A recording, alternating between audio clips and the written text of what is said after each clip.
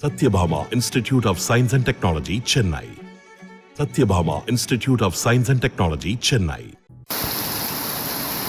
வைகை ஆற்றின் நீர்பிடிப்பு பகுதிகளான தேனி, வருஷநாடு, மயிலாடும்பாறை, கடமலைக்குண்டு பகுதிகளில் கனமழை கொட்டி தீர்த்தது. இதனால் விவசாயிகளும் பொதுமக்களும் மகிழ்ச்சி அடைந்தனர்.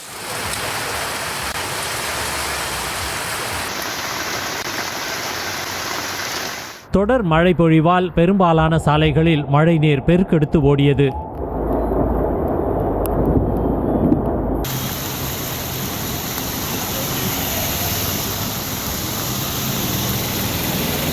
சிவகங்கை மாவட்டம் சிங்கம்புணரி, கண்ணமங்கலம்பட்டி, அணைக்கரைப்பட்டி, காலப்பூர் உள்ளிட்ட இடங்களில் மாலை நேரத்தில் மழை பெய்தது.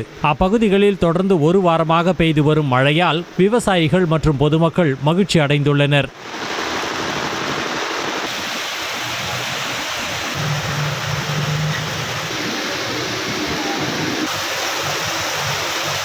சேலம் மாவட்டம் எடப்பாடி மற்றும் அதன் சுற்றுவட்டார பகுதிகளில் 1 மணி நேரத்திற்கும் மேலாக கனமழை வெளுத்து வாங்கியது. இதனால் பெரும்பாலான சாலைகளில் மழைநீர் ஆறு போல் பெருக்கெடுத்து ஓடியதால் வாகன ஓட்டிகள் கடும் சிரமத்திற்குள்ளாயினர்.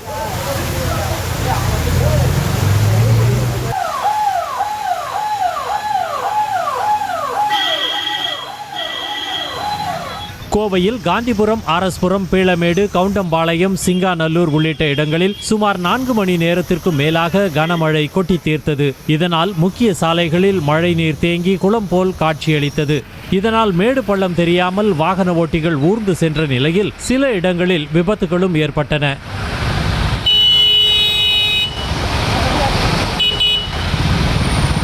மதுரை மாவட்டம் மேலூர் மற்றும் அதன் சுற்றுவட்டார பகுதிகளில் தொடர்ந்து 3வது நாளாக மழை பெய்ததால் பொதுமக்களும் விவசாயிகளும் மகிழ்ச்சி அடைந்தனர். தெற்கு தெரு, சூரக்குண்டு, கீழவளவு, கிடாரிப்பட்டி, கொட்டாம்பட்டி, வெள்ளலூர், திருவாதவூர் உள்ளிட்ட பகுதிகளில் பரவலாக மழை பெய்தது.